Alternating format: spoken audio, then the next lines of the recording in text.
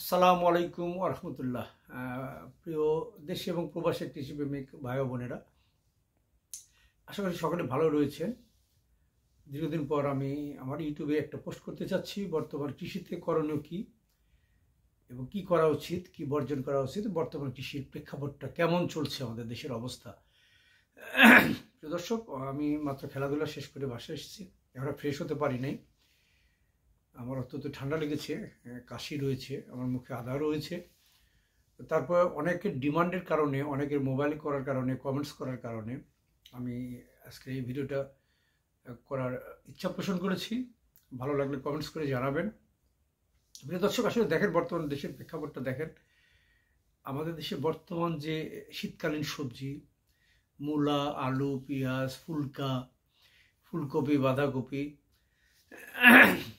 আলু, এই যে দাম একদম নিম্নগামী, অর্থাৎ একটা কৃষক এই কৃষিতে এসে বিনিয়োগ করেছে, সার কিনেছে, বীজ কিনে প্রতারিত হয়েছে, সরকারিভাবে বীজ দিয়েছে, সেটার প্রতারণার শিকার হয়েছে, বেসরকারি কোম্পানির কাছ থেকে বীজ কিনেছে, সেই বীজ কিনে প্রতারিত হয়েছে। অথচ কৃষকরা কোনো প্রতিকার পায় নাই, পায় না, পাবেও না।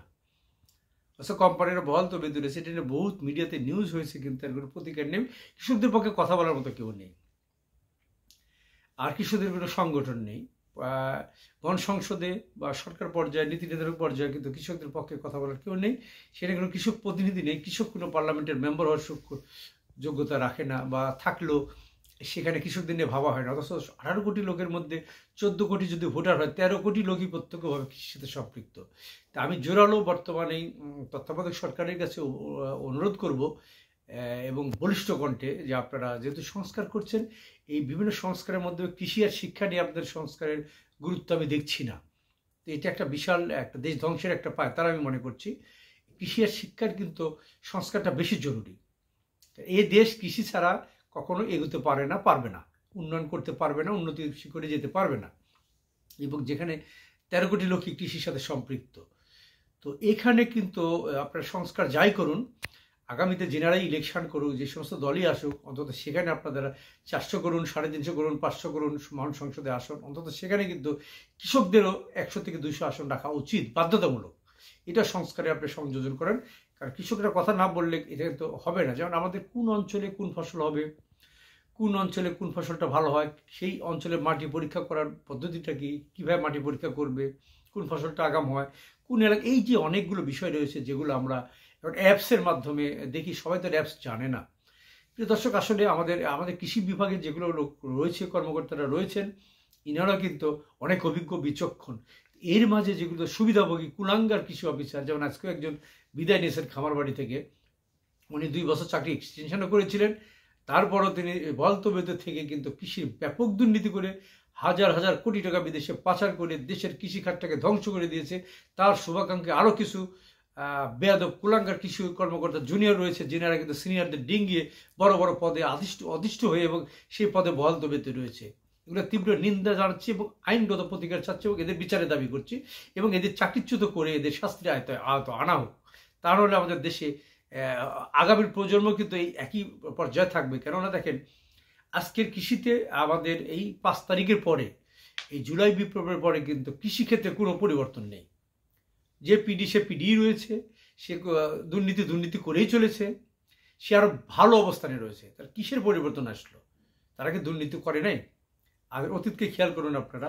আমাদের দেশে যে বললাম, যে অনেক ফসলের নাম বললাম, এগুলো নিয়ে কৃষকরা যেভাবে প্রতারণার শিকার হয়েছে, বা কোন এলাকায় কী পরিমাণে চাষ করা দরকার, যেটা তারা জানেন না। যখন দাম বেড়ে যায়, কৃষি বিভাগ থেকে সরকারিভাবে বলা হয় কৃষকদের করার জন্য। কৃষকরা যখন করে, এটা ন্যায্য মূল্য পায় না। আমাদের দেশে সংরক্ষণাগারের ব্যবস্থা নেই, প্রসেসিংয়ের ব্যবস্থা নেই, বিদেশে এক্সপোর্ট করার ব্যবস্থা নেই। বিভিন্নভাবে কৃষকরা কিন্তু প্রতারণার শিকার হচ্ছে, এবং বিভিন্ন সুযোগ সুবিধাই কৃষকরা পায় না। এবং যদি কোনো কিছু নিয়ে এক্সপেরিমেন্ট করা হয়, গবেষণা করা হয়, সেটা কিন্তু কৃষকের উপরই করা হয়। আমাদের পলিনেট হাউস, কোল্ড স্টোরেজ, আমাদের এই যে বিভিন্ন গাছ জাত নিয়ে যে এক্সপেরিমেন্ট, সেটা কিন্তু কৃষক লেভেলে করা হয়। অথচ সেগুলো করার কথা কিন্তু আমাদের কৃষি গবেষণা কেন্দ্র রয়েছে, ফল গবেষণা কেন্দ্র রয়েছে, গবেষণা ইনস্টিটিউশন রয়েছে। অথচ তা না করে কোনো কুলাঙ্গার কৃষি কর্মকর্তা একক পাণ্ডিত্যে কৃষিমন্ত্রীর সাথে যোগসাজশে কোটি কোটি টাকা লেনদেন করে, বিদেশের টাকা পাচার করে, আমাদের দেশের সম্পদকে নষ্ট করে আমাদের দেশে কৃষিক্ষেত্রকে ধ্বংস করা হচ্ছে, হাজার হাজার হেক্টর জমি নষ্ট করা হচ্ছে, লক্ষ লক্ষ কৃষি উদ্যোক্তার জীবনকে ধ্বংস করা হচ্ছে। তার ফলশ্রুতিতে আমি উদাহরণ দিই সৌদি খেজুর, আমাদের বিভিন্ন জাতের মালটা নিয়ে এগুলো কোনো মানে পজিটিভ কথা নেই। যেগুলো পজিটিভ কথা বলে সেগুলো আসলে আমাদের দেশের জন্য ইতিবাচক না, এটা হলো নেতিবাচক। কৃষককে ধ্বংস করার একটা পায়তারা। MD2 আনারস নিয়ে আসা হয়েছে, কাজু বাদাম, কফি, এবং এগুলো নিজের সিন্ডিকেট। একটা কফির চারার দাম 15 টাকা, এই সরকারিভাবে রেট করা হয়েছে 157 টাকা ট্যাক্স। এই চারাটা হওয়ার কথা হচ্ছে কলমের চারা, এই চারাটা নেওয়া হয়েছে বীজের চারা। এই চারাগুলো আমাদের যেমন কাঁঠালের চারা আনছে বিদেশ থেকে, সৌদি খেজুরের চারা নিয়ে আসছে বিদেশ থেকে, কাজু বাদাম, কফি, তারপরে MD2 আনারস যেটা বললাম, আমাদের দেশি আনারস অনেক ভালো। G9 কলা, যেটা আমাদের দেশে গার্বেট ছাড়া পাকানো সম্ভব না, যেটা গাছে পেকে পড়ে যায়, আমি এটা নিয়ে অনেক ভিডিও ছেড়েছি।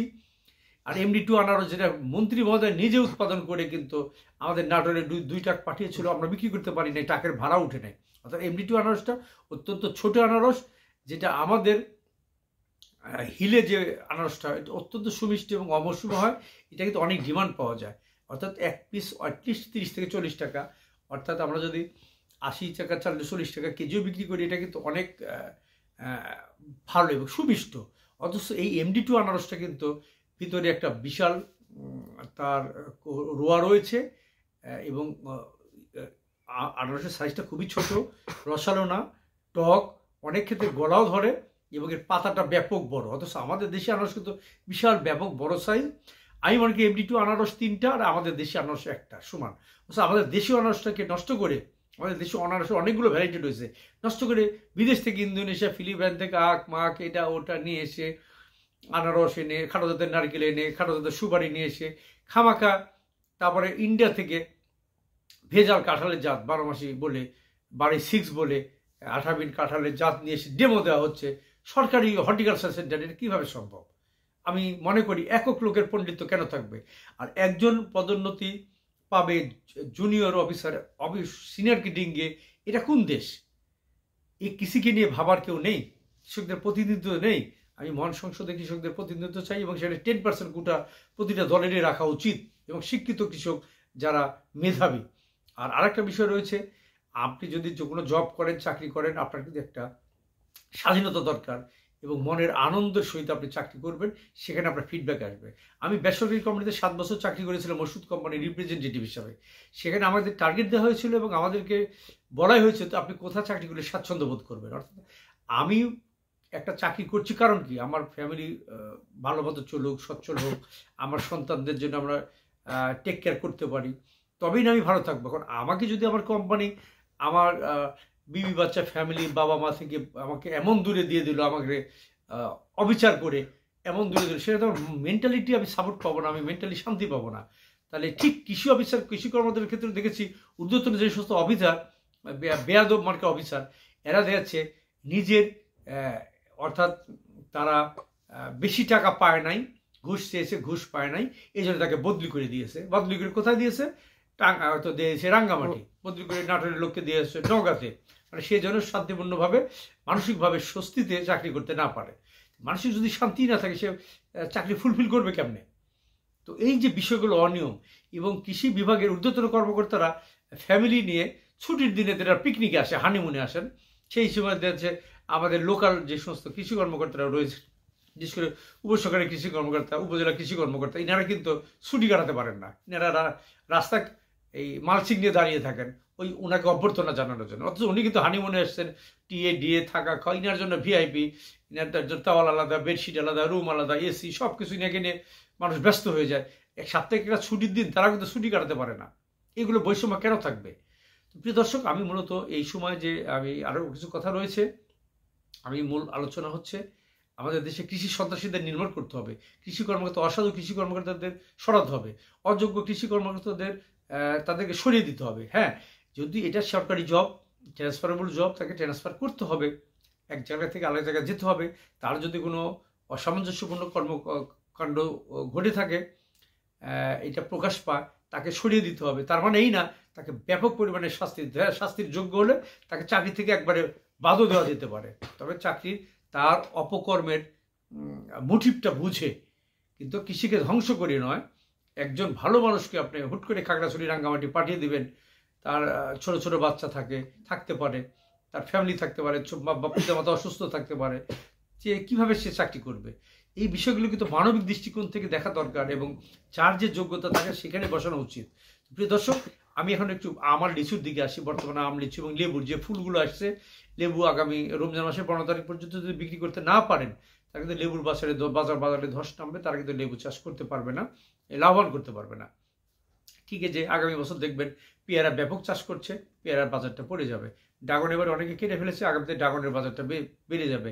আর আমি যে একজন কৃষি কর্মকর্তা বিদায় নিয়েছেন, সদ্য বিদায় নিয়েছেন, এই কুলাঙ্গার অনেক দেশের ক্ষতি করেছেন, এবং ইনি ড্রাগনের টনিক এনে আমার ড্রাগনটা নষ্ট করেছে। এবারে ড্রাগনের অনেক বাগান, হাজার হাজার হেক্টর বাগান মানুষ কেটে ফেলেছে, কেটে পেয়ারা করছে, কেউ কুল করছে। তবে এক্ষেত্রে কিন্তু একটা থিম আপনাদের জানা দরকার। আপনারা হিলে, কক্সবাজার, সেন্ট মার্টিন, টেকনাফ, দক্ষিণবঙ্গে যারা করবেন, যেখানে আগাম ফ্লাওয়ার আসে, আবহাওয়াটা ভালো, তারা মাটি পরীক্ষা করবেন। সারা বাংলাদেশের সকলের মাটি পরীক্ষা করা দরকার, বিশেষ করে পিএইচ এবং আবহাওয়া। যেমন আমাদের এখানে শীতকালীন হয়তো একটাবার শীত পড়বে, তারপর শীত কিন্তু আমাদের কাছ থেকে চির বিদায় নিবে। তাহলে আমাদের এখানে করণীয়টা কি? আমাদের এখানে ফ্লাওয়ারটা পরে আসে, আমাদের ফলটা হারভেস্ট হয় দেরিতে, তাহলে আমাদের লেট ভ্যারাইটির ফলটাই করতে হবে যদি আম, লিচু করতে চাই।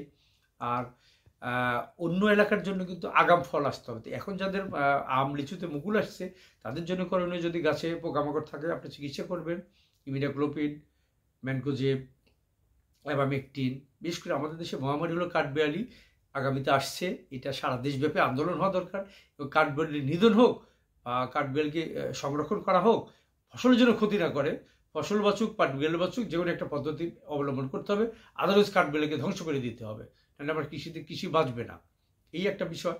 আর যে পোকামাকড়গুলো, বিশেষ করে মাইটস, অ্যানথ্রাকনোজ, হপার পোকা, এই যেগুলো আমের ক্ষতি করে, এখন আমের মুকুল আসছে, অনেকে বলছে আম ঝরে যাচ্ছে, মুকুল কালো হয়ে যাচ্ছে, আপনারা এই ক্ষেত্রে অবশ্যই আপনার ম্যানকোজেব, এবং প্রয়োজনে যে সমস্ত বাগানে ফ্লাওয়ার আসে নাই, তাদের যদি প্রয়োজন মনে করেন সালফার দিবেন, ইমিডাক্লোপিড দিবেন, 55 পরে কীটনাশক দিতে পারেন, 2.5 দিতে পারেন, কিন্তু এটা লো ডোজে দিবেন, কীটনাশকটা লো ডোজে দিবেন।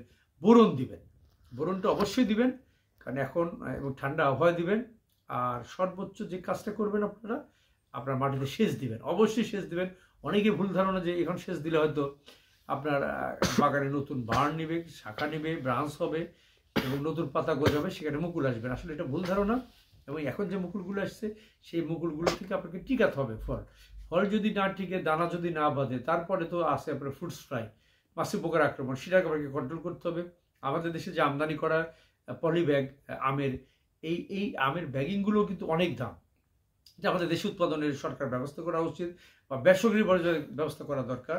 আমাদের দেশে বলেছে সংরক্ষণের ব্যবস্থা নেই, এক্সপোর্ট করার ব্যবস্থা নেই, আমাদের দেশে প্রসেসিংয়ের ব্যবস্থা নেই। আমাদের দেশে যেমন একই কোম্পানি, প্রাণ কোম্পানির মতো, আকিস কোম্পানি, যে সমস্ত বড় বড় কোম্পানি রয়েছে, এনাদের টাকার অভাব নেই, এনারা যখন যেটা খুশি সেটাই করতে পারছে।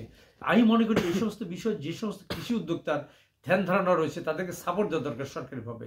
এরা প্রশিক্ষিত, ফিল্ড লেভেলে, এরা নিজে একজন বিজ্ঞানী বা সায়েন্টিস্ট, কাজে এদেরকে কিছু করার সুযোগ দিতে হবে সরকারিভাবে।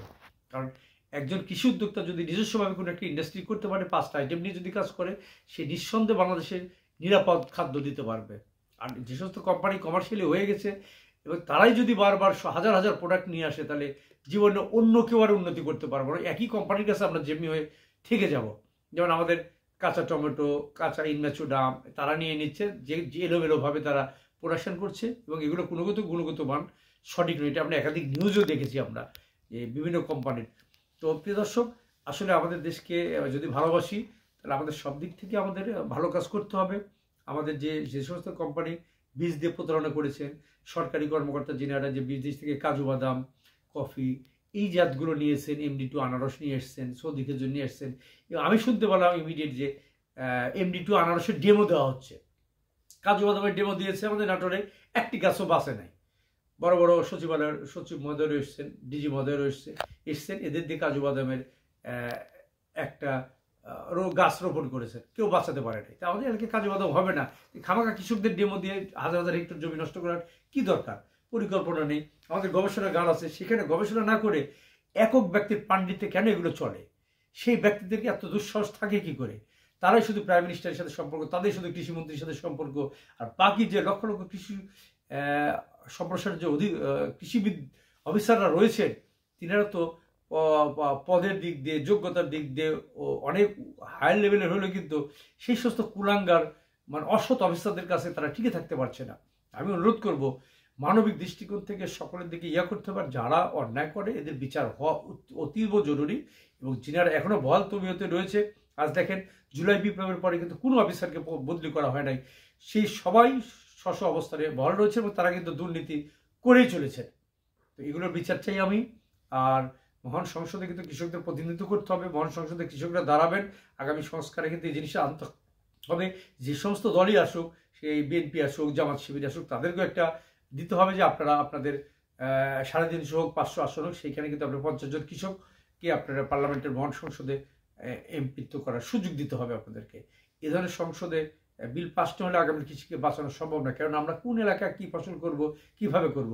তো প্রিয় দর্শক, এর মাঝে আরেকটা বিষয় রয়েছে, অনেকে ভালো ভালো চাকরি ছেড়ে দিয়ে কৃষিতে বিনিয়োগ করতে চাচ্ছেন, অর্থাৎ তারা ইউটিউব আর ফেসবুকে দেখে এইসব ইতিবাচক কথাগুলো দেখে, পজিটিভ কথা দেখে যে কৃষিতে আসলেই নাকি লক্ষ লক্ষ টাকা ইনকাম হয়, এবং তারা ভালো ভালো চাকরি ছেড়ে দিয়ে কৃষিতে বিনিয়োগ করতে চাচ্ছেন 5 লক্ষ 10 লক্ষ টাকা নিয়ে, বা জমি বিক্রি করে, অথবা তারা ব্যাংক থেকে ঋণ নিয়ে। আমি তাদেরকে জন্য সতর্ক বার্তা দিচ্ছি, আপনারা হুমজিকের কিছু ডিসিশন নেবেন না। আমাদের দেশে কৃষি ব্যবস্থাপনা যিনারা রয়েছেন, নীতি নির্ধারক, ইনারা কেউ ভালো না, ইনারা সবাই অসৎ। দেশের টাকা বিদেশে পাচার করছে, জিনাইন কলা নিয়ে আসছে, যেটা আমাদের দেশে হয় না, পাকে না, কার্বাইড দিয়ে পাকাতে হয়। আমাদের দেশের কলাকে নষ্ট করে ওই দেশের কলাকে প্রমোট করা হচ্ছে। প্রিয় দর্শক, যা বলছিলাম, আসলে আপনারা এখন কৃষিতে যারা বিনিয়োগ করতে চান, আমি বলবো আপনারা আমাদের দেশের প্রচলিত বিলুপ্ত যে ফলগুলো, তেঁতুল বলেন, আমলা বলেন, চালতা বলেন, আমলকি বলেন, 12 মাসি বাতাবি লেবু বলেন, আমাদের 12 মাসি কদবেল, এই সমস্ত ফসল চাষ করুন, আপনার নির্দ্বিধায় লস করবেন না। আমরা করুন, এই যে এইগুলো ফল করুন, আপনার লস খাবেন না। এই যে কাঁঠাল, বিদেশ থেকে কাঁঠালের চারা এনে আমাদের সরকারিভাবে দেওয়া হচ্ছে, গবেষণা নেই, অথচ আমাদের দেশে বাড়ি গবেষণা করছে, আমরা গবেষণা করেছি, ভালো জাত বের করেছি, এখান থেকে চারা করে 2 দিন পরে হোক দেওয়া হোক, কৃষকদের মাঝে এগুলো বিক্রিও করা হচ্ছে হর্টিকালচারের মাধ্যমে। এই যে দুর্নীতি, হর্টিকালচারে একক ব্যক্তির দুর্নীতির জিম্মি হয়ে আমরা বহু বছর হলো আমরা সাফারার হয়ে রয়েছি, আমরা ক্ষতিগ্রস্ত হয়েছি। এবং কৃষকদের প্রশিক্ষণের নাম দিয়ে একটা বাটপার কৃষিকাজ সে ত্বরান্বিত করে চলেছে, যেটা কিন্তু আমাদের কৃষিতে ব্যাপক ক্ষতি করছে। আমাদের কৃষকদেরকে মিথ্যা আশ্বাস দিয়ে আশ্বস্ত করে তাদেরকে ধ্বংস করা হচ্ছে। আমাদের দেশে বিভিন্ন ভ্যারাইটির আখ রয়েছে, সেই আখকে ধ্বংস করে ফিলিপাইনের ব্ল্যাক আখ বলে তারা এনে এটা দিয়ে চারারও একটা রমরমা ব্যবসা হচ্ছে। এই ধরনের নীতিমালা হওয়া দরকার। নার্সারিম্যানদের উপর একটা তদারকি করা দরকার, যে কোনো চারা সে যে কেউ বেচতে পারবে না। পার্সিমনের চারা নেয় একটা মানে হটকারিতা পরিবেশ সৃষ্টি হয়েছে আমাদের দেশে।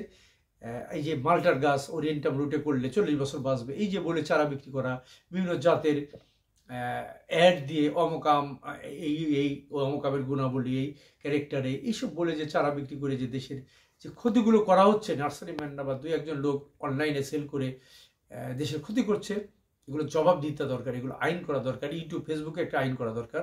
তো প্রিয় দর্শক, আমার মনে হয় আপনারা আমার কথা বুঝতে পেরেছেন। আপনাদের এলাকার ভাব আবহাওয়া বুঝে, জমির রেঞ্জ বুঝে, জমির ক্যাপাবিলিটি বুঝে, সার কীটনাশকের বাজার বুঝে, এবং আমরা যেন সকলে জৈব সারের দিকে যুগে যাই। এবং আমাদের দেশে যেহেতু পোকামাকড়ের আক্রমণ বেড়ে গেছে, আমরা মাটিকে বাঁচাই, তাহলে আমরা কৃষক বাঁচবে। আসুন আমরা সবাই মিলে একত্রিত হই, কৃষক সংগঠন করি, আমরা প্রতিবাদী হই, অন্যায়ের বিরুদ্ধে সোচ্চার হই, সঠিক তথ্য জেনে বুঝে আমরা কৃষিতে বিনিয়োগ করি।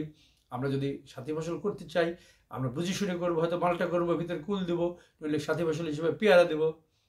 তো অনেক কথাই রয়েছে প্রিয় দর্শক, সকলে ভালো থাকবেন। আজকে রাত্রেই জাস্ট খেলাধুলা করে এসে পরিষ্কার ফ্রেশ হওয়ার পূর্বে আপনাদের সাথে আমি একটা ইউটিউবে একটা আমার কনসার্নটা শেয়ার করলাম। আশা করি আরও অনেক কিছু অসমাপ্ত থেকে গেল, ভিডিওটা লম্বা হয়েছে, আমাকে ক্ষমা করবেন। তো সকলের উপকারে আসবে। সকলে ভালো থাকবেন, কমেন্টস করে জানাবেন ভালো মন্দ। সকলের জন্য শুভকামনা, শুভরাত্রি প্রিয় দর্শক, ভালো থাকবেন। আসসালামু আলাইকুম ওয়া রাহমাতুল্লাহ।